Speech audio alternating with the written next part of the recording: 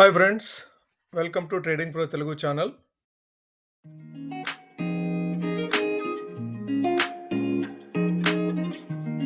Good evening friends, welcome to daily market analysis.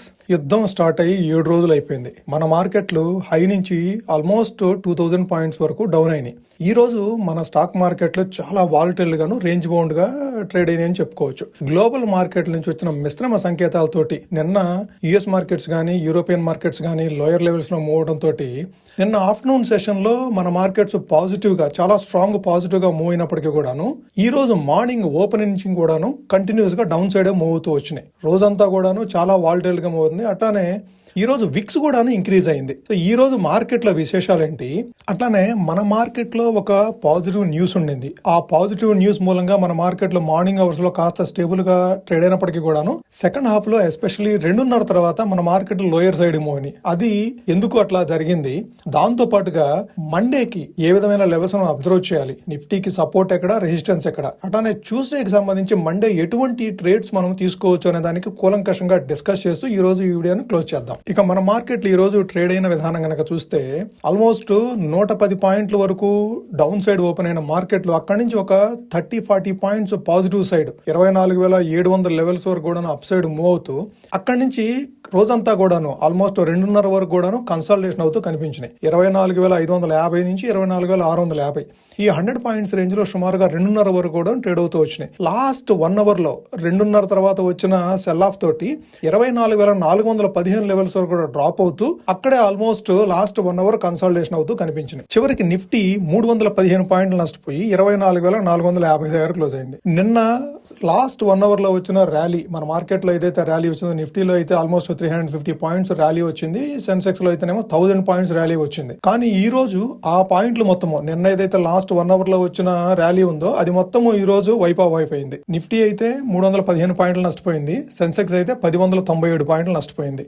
ఈ రోజు specific గా చూడాలంటే మనము ట్రేడింగ్ సెషన్ లో నిఫ్టీ ఐటీ స్టాక్స్ చాలా పాజిటివ్ గా ట్రేడ్ అయినాయి. మార్నింగ్ అవర్స్ లో ఐటీ ఇండెక్స్ సుమారుగా 2% వరకు పాజిటివ్ గా మూవ్ అవుతూ ఫస్ట్ హాఫ్ మొత్తము నిఫ్టీ నిలబెట్టింది ఐటీ స్టాక్స్ అని చెప్పుకోవచ్చు. ఎందుకంటే ఇండెక్స్ మొత్తము 2% పాజిటివ్ గా మూవ్ అయిందంటే ఇక చూడండి ఇండివిజువల్ స్టాక్స్ ఏ విధంగా మూవ్ అయినాయో. టీసీఎస్ మార్నింగ్ అవర్స్ లో పాజిటివ్ గా ట్రేడ్ అవుతూ సెకండ్ హాఫ్ కి వచ్చేటప్పటికి స్లైట్ డౌన్ సైడ్ మూవ్ అయింది. అదే ఇన్ఫీ అయితే చాలా పాజిటివ్ గా ఓపెన్ అయిన ఇన్ఫీ 2% వరకు పాజిటివ్ గా మూవ్ అయిన ఇన్ఫీ లాస్ట్ క్లోజింగ్ టైంకి వచ్చేటప్పటికి జస్ట్ ₹2 పాజిటివ్ తోటి 1308 రూపాయల దగ్గర క్లోజ్ అయింది. హెచ్సిఎల్ టెక్ కూడా అంతేను. అయితే ఈ రోజు కోఫోర్జీ కొద్దిగా పాజిటివ్ గా మూవ్ అవ్వాలని ప్రయత్నం చేసి ఒడిదుడుకులతోటి సాయంత్రం అయ్యేటప్పటికి ఒక ₹10 ప్రాఫిట్ తోటి 1162 రూపాయల దగ్గర క్లోజ్ అయింది. సో ఓవరాల్ గా చూస్తే ఈ రోజు ఐటీ స్టాక్సే కాస్త మార్నింగ్ అవర్స్ లో నిలబెట్టి సెకండ్ హాఫ్ లో ఐటీ స్టాక్స్ లో వచ్చిన సెల్ ఆఫ్ తోటి ఓవరాల్ గా మార్కెట్ అంతా కూడా డౌన్ సైడ్ మూవ్ అయింది. అయితే ఈ రోజు బ్యాంకింగ్ స్టాక్స్ మాత్రం మార్నింగ్ అవర్స్ నుంచి కంటిన్యూస్ గా డౌన్ అవుతూనే వచ్చినాయి. ఐసిఐసిఐ బ్యాంక్ కానీ, హెచ్డిఎఫ్సి బ్యాంక్ కానీ, ఎస్బీఐ కానీ, కొటాక్ బ్యాంక్ కానీ అన్ని హెవీ వెయిట్స్. ఇవన్నీ కూడాను బ్యాంకింగ్ ఇండెక్స్ లో హెవీ వెయిట్స్, అట్లానే నిఫ్టీలో కూడా హెవీ వెయిట్స్. దాంతో మార్కెట్లు ఎక్కడ కోలుకునే పరిస్థితి లేదు. ఈ రోజు బ్యాంకింగ్ స్టాక్స్ స్పెసిఫిక్ గా ఫైనాన్షియల్ సెక్టర్ లో స్టాక్స్ నెగిటివ్ గా మూవ్ అవడం తోటి ఈ రోజు ఇండెక్స్ లో మొత్తము సెన్సెక్స్ గానీ నిఫ్టీ గానీ డౌన్ సైడ్ మూవ్ అయింది. అయితే మన మార్కెట్ కి సంబంధించి ఒక పాజిటివ్ న్యూస్ అయితే ఉంది. అమెరికా ఇంతకు ముందు మనం రష్యా ఆయిల్ ని కొనుగోలు చేయొద్దు అని చెప్పేసి చాలా కండిషన్స్ అది పెడుతూ వచ్చారు కదా. అయితే ఇప్పుడు ఇరాన్ నుంచి ఏది స్ట్రైట్ ఆఫ్ హార్మోజ్ క్లోజ్ చేస్తున్నారు కాబట్టి అక్కడి నుంచి మనకు ఆయిల్ రాదు కాబట్టి గల్ఫ్ కంట్రీ నుంచి ఆయిల్ మనం డౌన్లోడ్ చేసుకోవడం ఉండదు కాబట్టి రష్యా నుంచి ఒక 30 రోజుల పాటు మనం ఆయిల్ దిగుమతి చేసుకోవడానికి వాళ్ళు అనుమతి ఇచ్చారు. ఓకే, సో అంటే శాంక్షన్స్ ఏముండవు. దాంతో మార్నింగ్ అవర్స్ లో ఈ రిలయన్స్ స్టాక్ అనేది కాస్త పాజిటివ్ గా మూవ్ అయింది. దాంతో ఇండెక్స్ కూడాను మార్నింగ్ కాస్త కన్సల్టేషన్ అవుతూ కాస్త లోయర్ లెవెల్లోకి మూవ్ కాకుండా ఉండగలిగింది. అయితే సెకండ్ హాఫ్ లో మాత్రము కాస్త సివియర్ గానే సెల్ ఆఫ్ వచ్చిందని చెప్పుకోవచ్చు 2:30 గంటల తర్వాత. అయితే ఈ పాజిటివ్ న్యూస్ ఏదైతే ఉందో మనకి ఇంతకు ముందు వరకు సెంట్రల్ గవర్నమెంట్ చెప్తూ వచ్చింది రాబోయే 25 రోజుల వరకు మనకు ఆయిల్ స్టాక్ ఉంది అనేది చెప్తూ వచ్చారు కదా. ఇప్పుడు అమెరికా ఎత్తివేసిన ఈ నిబంధన తోటి మనకి రాబోయే 30 రోజుల్లో కూడాను మనము ఆయిల్ ని దిగుమతి చేసుకునే అవకాశం వస్తుంది. అయితే ఇది ఆయిల్ స్టాక్ పెట్టుకునేదా అంటే కాదు, మహా అయితే ఒక 25 నుంచి 50 రోజుల వరకు మనం స్టాక్ పెట్టుకోవచ్చు. అయితే ఈ వార్ ఎన్నాళ్ళు కొనసాగుతుంది అనేది ఇప్పుడు పెద్ద క్వశ్చన్ అయింది. ఆల్రెడీ 7 days అయిపోయింది. వార్ అయితే కంటిన్యూస్ గా నడుస్తూ ఉంది. ఎవరు కూడాను ఇంతవరకు సీజ్ ఫైర్ కి సంబంధించిన డిస్కషన్స్ ఎవరు ఇనిషియేట్ చేయట్లేదు. అటు ఇరాన్ గానీ ఇటు యుఎస్ గానీ. ఇప్పుడు కొత్తగా ఇంకొక ప్రాబ్లం తీసుకొచ్చి పెట్టేసేసాడు ట్రంప్. ఇరాన్ పని అయిపోయింది, ఇరాన్ మీద దాడి అనేది ఆల్మోస్ట్ చివరి దశకు చేరింది, ఇప్పుడు మేము క్యూబా మీద కాన్సన్ట్రేట్ చేస్తాము, క్యూబా కూడా కాస్త గందరగోళంగా ఉంది, అక్కడ కూడా మేము పరిస్థితులు సరిదిద్దాలి అనే చిన్న కామెంట్ తోటి ఇప్పుడు ఇంకా ఈ కన్సర్న్స్ అనేది జియో పొలిటికల్ కన్సర్న్స్ అనేది ఇంకా రైజ్ అవుతూ వస్తున్నాయి. ఇటువంటి జియో పొలిటికల్ కన్సర్న్స్ ఉన్నంత కాలము ఆయిల్ ప్రైసెస్ మాత్రం కంటిన్యూస్ గా రైజ్ అవుతూనే ఉంటాయి. ఆయిల్ ప్రైసెస్ రైజ్ అయితే మనకి 2 రకాల ఇబ్బందులు ఉన్నాయి. ఒకటి, $1 పెరిగితే, ఆయిల్ ప్రైసెస్ కనుక $1 పెరిగితే మనం 13,000 కోట్ల వరకు మనము అడిషనల్ గా స్పెండ్ చేయాల్సి ఉంటుంది. 2, మన కరెన్సీ అనేది డిప్రిషియేట్ అవుతుంది. మన కరెన్సీ డిప్రిషియేట్ అయితే మన ఎకానమీకి చాలా ఎఫెక్ట్. మనం ఇంపోర్ట్ చేసుకునే కంట్రీ కాబట్టి ఎక్కువ మనం ఇంపోర్ట్ చేసుకుంటాం కాబట్టి మనకి ఎక్కువ రూపీస్ అవుట్ఫ్లో వస్తుంది. సో ఇంకా ఎక్కువ అది ఇబ్బంది పడుతుంది మన రూపీ వాల్యూకి సంబంధించి. ఓకే, సో ఇవన్నీ ఇబ్బందులు ఉన్నాయి మనకి. రాబోయే రోజుల్లో మన మార్కెట్ స్టెబిలైజ్ అవ్వాలంటే కూడా ఈ జియో పొలిటికల్ కన్సర్న్స్ అనేవి తగ్గిపోతూ వస్తే తప్ప మన మార్కెట్లు స్టెబిలైజ్ అవ్వడం కష్టం అవుతుంది. దాంతో పాటుగా కంటిన్యూస్ గా ఎఫ్ఐఐ యాక్టివిటీ అనేది కాస్త బేరిష్ గా ఉంటాం. ఒక్క మార్చి మంత్ లోనే ఇప్పటి వరకు 15,800 కోట్ల వర్త్ ఆఫ్ స్టాక్స్ వాళ్ళు సెల్ చేయడం చూసాము. ఫిబ్రవరి మంత్ లో కాస్త తక్కువగా సెల్ చేశారు, 6,641 కోట్ల వర్త్ ఆఫ్ స్టాక్స్ మాత్రమే సెల్ చేశారు. అయితే జనవరిలో అది 41,000 కోట్ల వర్త్ ఆఫ్ స్టాక్స్ సెల్ చేశారు. అంటే జనవరిలో 41,000, ఫిబ్రవరిలో 6,600, ఇప్పుడు 15,000. సుమారుగా 65,000 కోట్ల వర్త్ ఆఫ్ స్టాక్స్ వాళ్ళు ఆల్రెడీ సెల్ చేశారు 2026 స్టార్ట్ అయిన తర్వాత. మనం ఇంత ముందు రోజులు అనుకుంటూ ఉన్నాము 2026 వచ్చిన తర్వాత వాళ్ళు కొద్దిగా పాజిటివ్ గా టర్న్ అవుతారు. లేదు, 2026 వచ్చిన తర్వాత కూడాను వాళ్ళు ఆ నెగిటివిటీ అనేది ఇంకా కంటిన్యూ చేస్తూ ఉన్నారు. వీళ్ళు ఎన్ని రోజుల పాటు సెల్లర్స్ కాబట్టి అన్ని రోజుల పాటు మార్కెట్ స్టెబిలైజ్ అవడం అనేది కష్టం అవుతుంది. డిఐఎస్ ఎంత అగ్రెసివ్ గా బై చేసినప్పటికీ కూడా, డిఐఎస్ అయితే జనవరిలో 69,000 కోట్ల వర్త్ ఆఫ్ స్టాక్స్ బై చేశారు, ఫిబ్రవరిలో 38,000 కోట్ల వర్త్ ఆఫ్ స్టాక్స్ బై చేశారు, మార్చిలో ఇప్పటి వరకు 25,000 కోట్ల వర్త్ ఆఫ్ స్టాక్స్ బై చేశారు.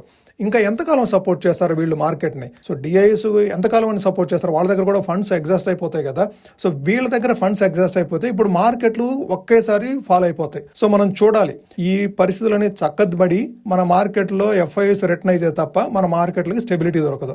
ఓకే ఫ్రెండ్స్, మనం నిఫ్టీ చార్ట్ చూస్తూ మండేకి ఎటువంటి లెవెల్స్ అబ్జర్వ్ చేయాలి, ట్యూస్డేకి సంబంధించి ఎటువంటి ట్రేడ్స్ మనం ఎగ్జిక్యూట్ చేసే అవకాశం ఉంటుంది, డౌన్ సైడ్ ఓపెన్ అయితే ఎట్లా తీసుకోవాలి పొజిషన్స్, అప్ సైడ్ ఓపెన్ అయితే ఏ విధమైన స్టాండ్ తీసుకోవాలి అనేది మనం చార్ట్ చూస్తూ డిస్కస్ చేద్దాం. మీరు నిఫ్టీ చార్ట్ చూస్తే కనుక ఈ రోజు బిగ్ రెడ్ క్యాండిల్ ఏర్పడింది. మరలా ఇంకొక రోజు 3 రోజులు పాజిటివ్ క్యాండిల్స్ తర్వాత ఈ రోజు red candle. Positive candles in the sense lower లెవెల్లో ఓపెన్ అయ్యి హైయర్ లెవెల్లో క్లోజ్ అవడం అనేది పాజిటివ్ క్యాండిల్. అట్లాంటి 3 క్యాండిల్స్ తర్వాత ఈ రోజు రెడ్ క్యాండిల్ అంటే హైయర్ లెవెల్లో ఓపెన్ అయ్యి లోయర్ లెవెల్లోకి మూవ్ అయింది. ఈ రోజు క్లోజింగ్ 24,450. ఓకే, ఇది లోయెస్ట్ క్లోజింగ్ ఈ మధ్య కాలంలో, అది లోయెస్ట్ క్లోజింగ్ 24,450 అనేది.